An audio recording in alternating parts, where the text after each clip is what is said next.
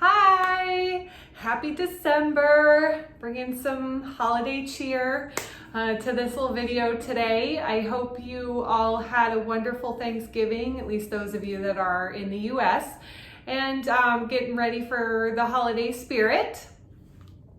I thought that this would be a good time as we're nearing the end of the year to kind of reflect. And I had somebody ask me what my first experience performing was like. How did I feel? Was I excited? Was I nervous?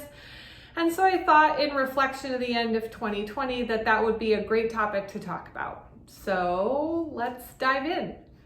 So I know I've mentioned this previously before, but I was referred to the burlesque scene from a friend of mine, Ada Atomic. She had been performing here in Chicago with Vaudzilla, which is a local burlesque school. And she loved it and knew me. We're very good friends. I miss her. Hello, if you're watching this. And she suggested to me, hey, you should take a class. I think you would really like it. We both came to meet each other and become friends through the pinup and vintage community. So she knew where my interests lie and how I loved being all 40s glam. So she's the one that suggested it. I signed up in late spring, early summer of 2015 to take my very first intro to burlesque class, Burlesque 1-2, with Vaudzilla. At the time, that class was with Po-Chop, who is a performer here in Chicago. Love them. And as part of the Vaudzilla program, when you took a class, it was an 8-week class. You learned some choreography to enact depending on the teacher and how the process went. And then you had the option to perform at a student showcase at the end. So I took my first class that summer. Because of my day job schedule, I was not able to perform. And so I enjoyed learning to dance.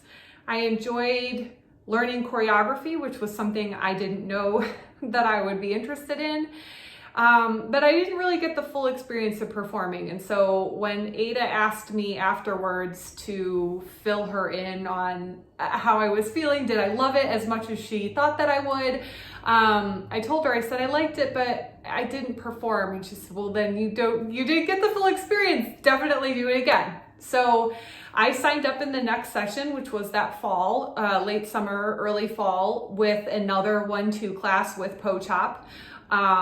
We did an act to the song Fever by Peggy Lee, which is just an iconic staple. I was thrilled. I'm not sure everybody else in the group class was thrilled because it is pretty traditional when it comes to burlesque songs. If you've part of that community, you know the jokes about Fever.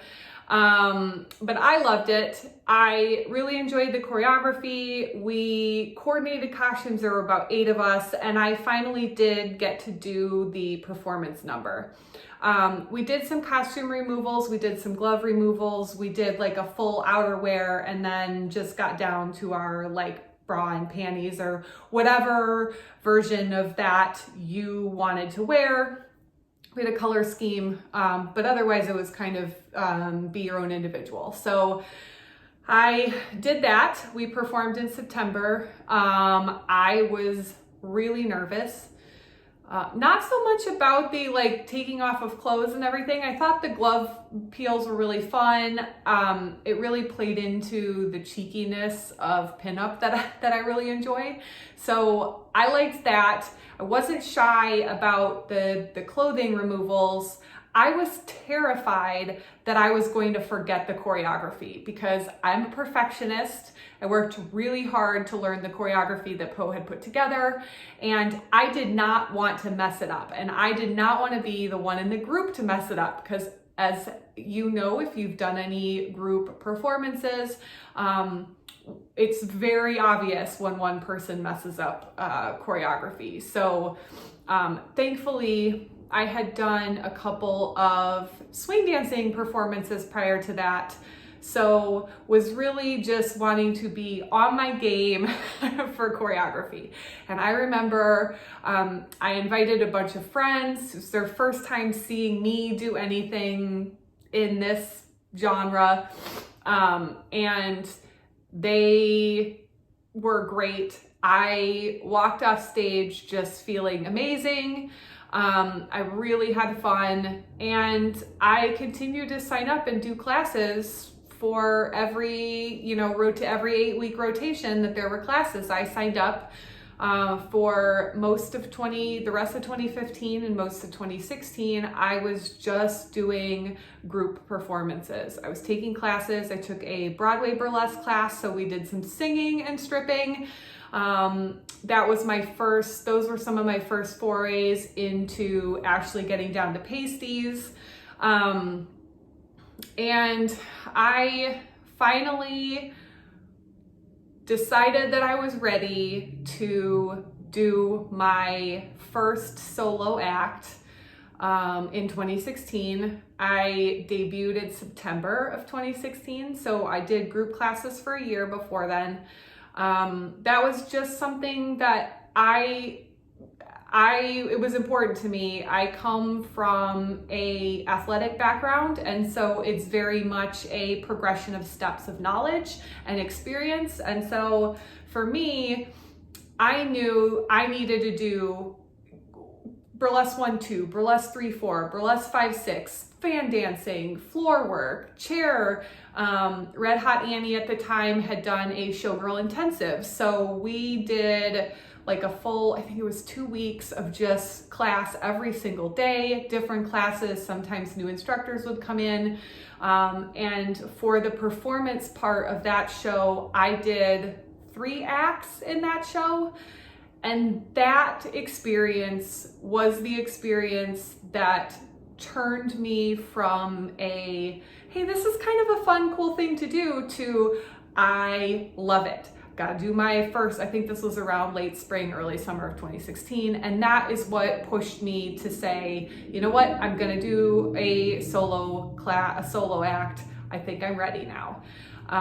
So I signed up with Godzilla with Red Hot Annie to do what she called a solo development class. So a group worked together, everybody developed their own solos, and every week in class, we would all run through where we were, talk about costume concepts, reveals. We'd actually run any choreography that we had. We'd get feedback from Annie, and we'd also get feedback from the rest of the students in the class. Which I really liked, gave me a chance to test out things before I put it on stage, because I like to be prepared. So it was perfect for me. So I decided, of course, to do a super classic number. It was the things that interest me the most. Got a beautiful robe from Catherine Delish, rhinestone costume, had stockings. So I did stocking peels in my first act, which I think in hindsight, maybe I wouldn't have done that, but it felt very iconically burlesque, and very much in my aesthetic and vibe. So that's what I did. I will post a couple of revolving snaps from that performance.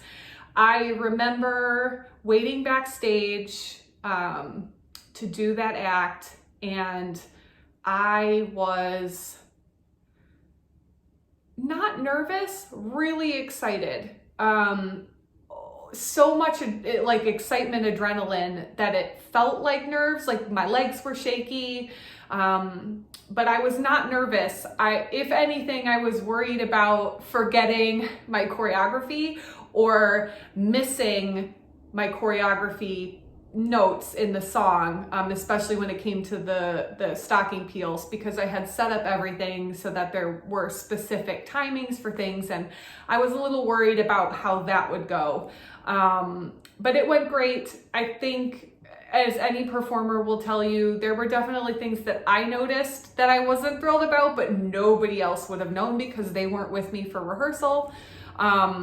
I felt great.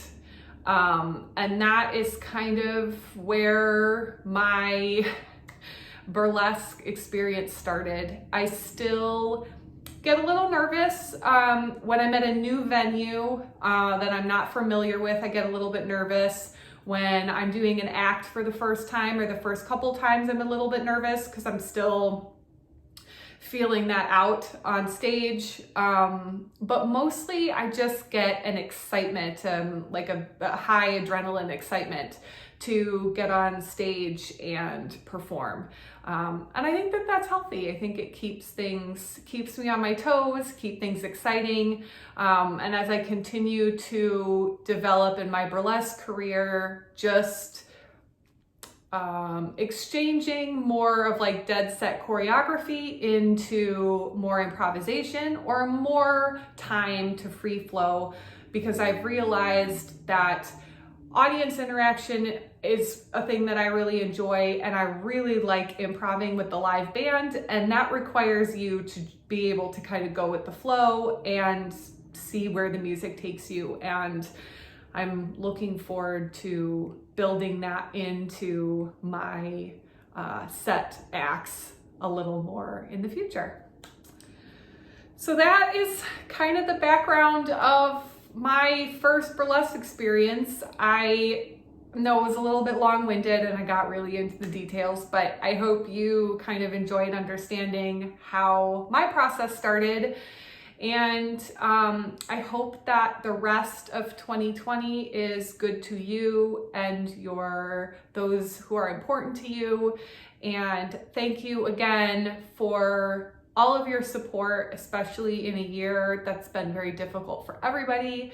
And hopefully we will be moving more towards normal, or a new normal, in 2021, and I can get back to doing exciting things on stage with people at live events in the future.